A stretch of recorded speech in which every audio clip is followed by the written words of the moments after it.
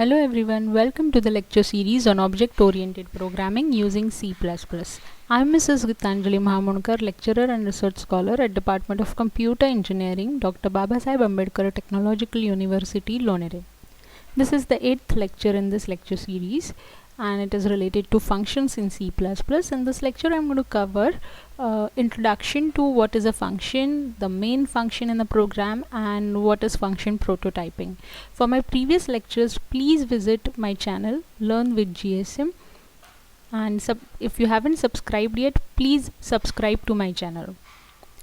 The books that I'm going to refer for my lecture series is Object Oriented Programming with C++ by E. Balagurusamy and Object Oriented Programming in C++ by Robert Laforgue. I'm going to use an online compiler ide.geeks4geeks.org for implementing the programs, if any, during this lecture. You would need a laptop or a machine with internet connection if you are watching this on mobile, and knowledge of C is preferred but not necessary. Let us start with what is a function. As you all know, function is just something or a module or a method that carries out a specific task, a special task in a program.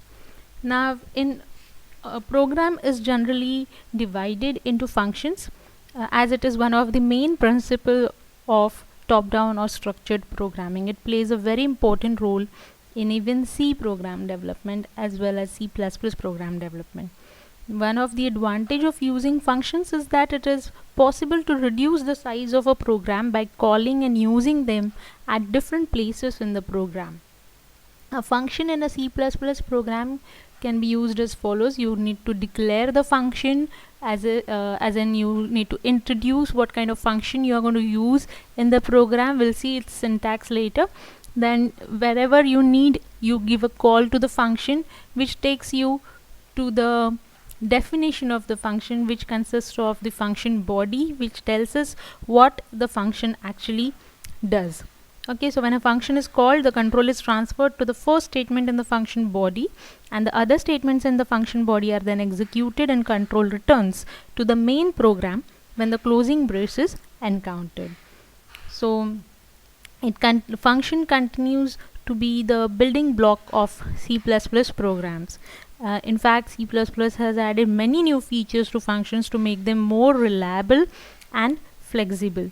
These functions can be overloaded to make it perform different tasks depending on the argument passed to it, and most of these modifications are basically aimed at meeting the requirements of object-oriented facilities like polymorphism.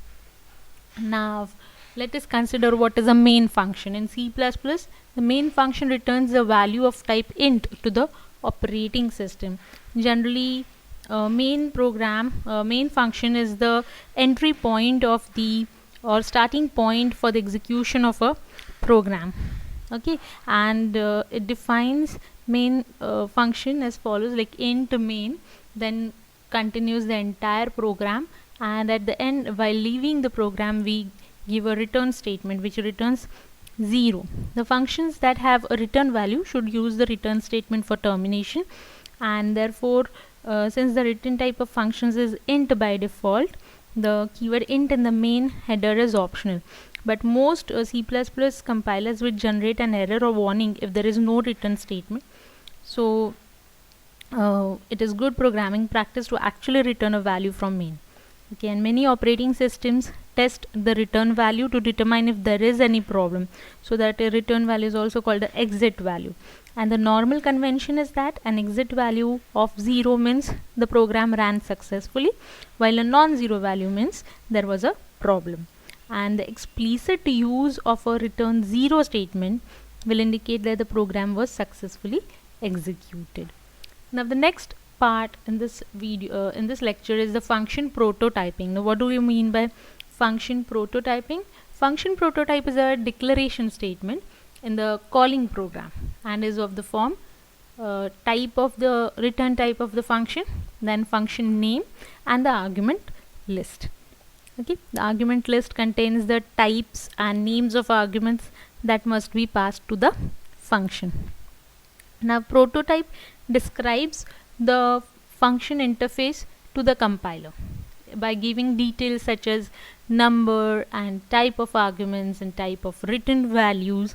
So it is one of the major improvements added to C++ functions. And with the function prototype, a template is used when always used when declaring and defining a function. And so when a function is called, the compiler uses this template to ensure that proper arguments are passed and the return value is treated correctly. So any violation in matching the arguments or return types will be caught by the compiler at the time of compilation itself. These checks and controls did not exist in the conventional C functions. Okay, so it was introduced first by Stroustrup in C++, and the in C++, prototyping is essential. Like otherwise you might get an error. Okay, and if you want to see how this takes place, let us see a program.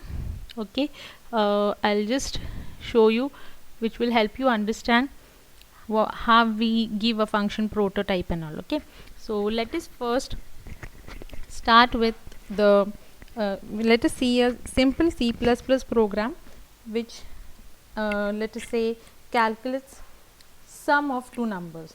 Okay, a very simple program. So here it is going to be hash include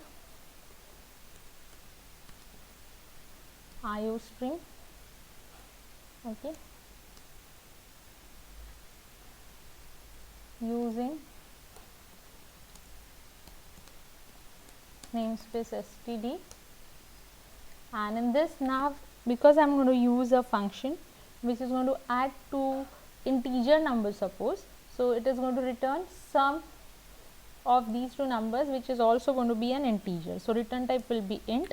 Name of function is suppose sum, or let us say add function, which adds two numbers, and it is going to take as argument two integers, right? So this is how we give a function declaration, a function prototype. Okay, here you have type of the function, then the function name as add, and this is the argument list.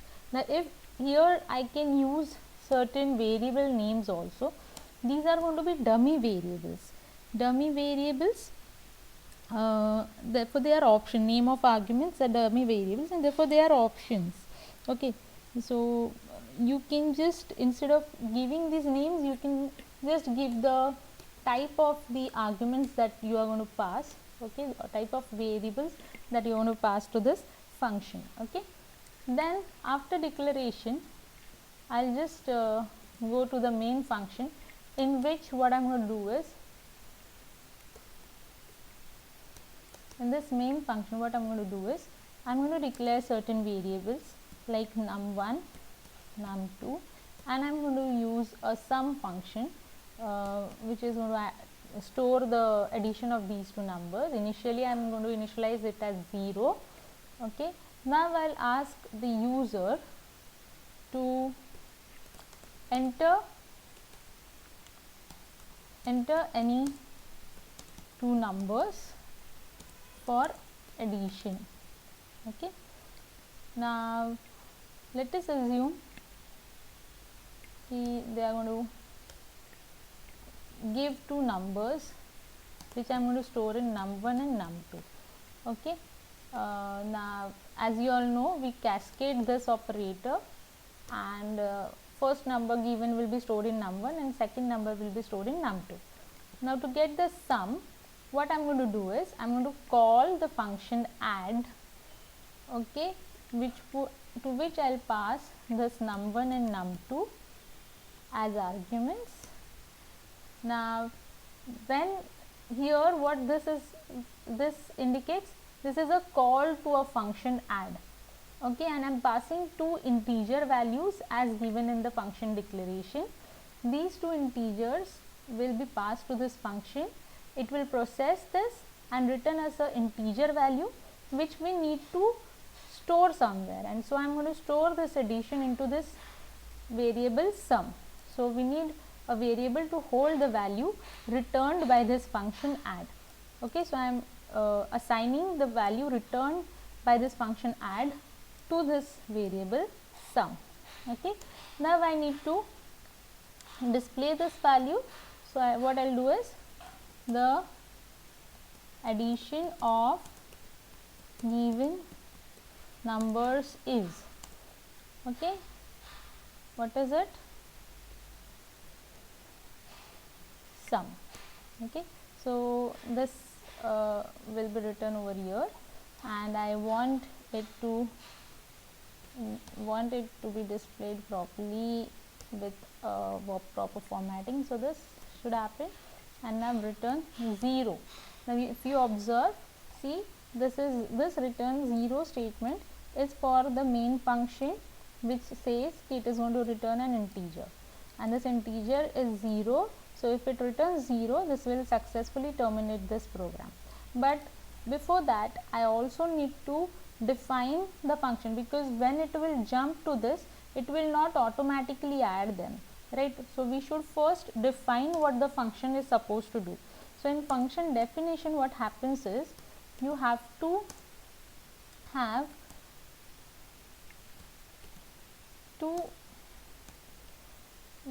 define what the function is going to do, how it is going to work on the numbers that it gets. Okay, so I'll first declare a variable total in which I will add the numbers passed to it.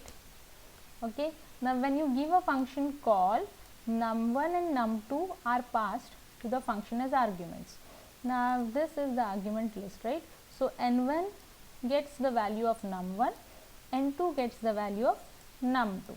So these two values are copied into the respective variables, and now I use it in this function total is equal to n1 plus n2. So this will store the addition in the variable total, which I am going to return, because total is also an integer variable. Initial it is equal to 0, suppose I initialize it as 0, and when it adds n1 and n2, whatever value comes after addition will be stored in total, and that it will return as the answer or as the result of this function, right? So where you get where will this value be returned? It will be returned to the place from where the function was called. So sum will be equal to total now, right? And that value will be displayed over here. So this is how actually the function works in C++. So this is just to make you understand, this is function declaration. Okay, here this statement is the function, this statement is the function call, and this statement, this part is the function definition. Okay, and this entire part, okay, like from here to here, okay, this entire part is the function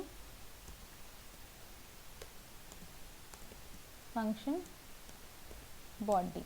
Okay, that is what task in the function body you have, the task that the function carries out and returns whatever the result it is expected to return. Okay, so this is how you write a C++ program using function.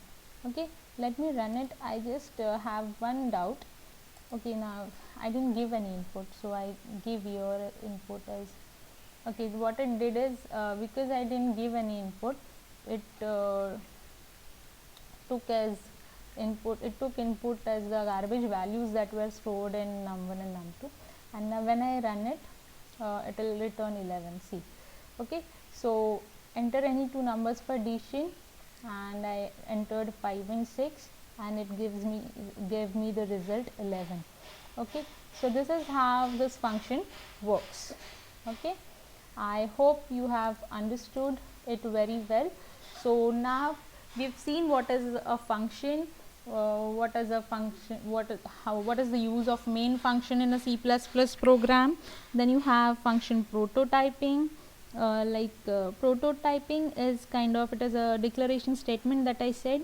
Okay, and then have a program a program C++ program can be written using a function. So I hope you will be able to answer these two simple questions, like state the advantage of using a function and write a program for calculating volume of a cylinder using function. I have given the formula for volume of cylinder, so you just need to take the required data, use the required data, use this formula to calculate the volume of cylinder using a function. Write a C++ program for the same. I hope you have liked this video. Thanks for watching.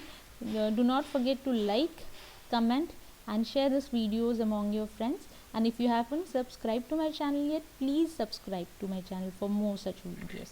Thank you.